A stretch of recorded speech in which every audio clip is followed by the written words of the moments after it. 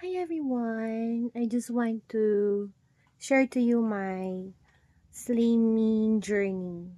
So from 97 kilos, I am now at 89 kilos.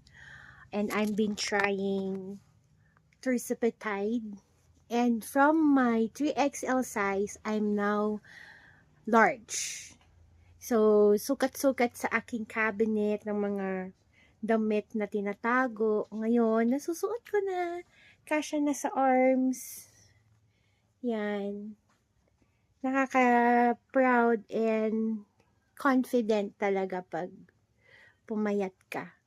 So, dati hinihingal akong umakyat sa hagdan, mag-walking.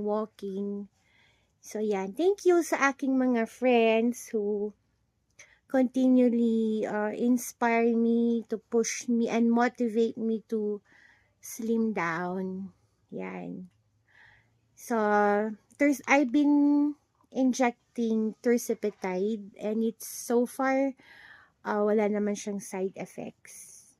So, it's safe. I consulted 2 doctors and then it's okay.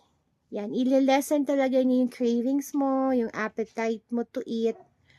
Yan, I just had my blood chem. Yan. So, it's okay naman. So, yun. So, ask me how, and I'll teach you and guide you how to lose weight.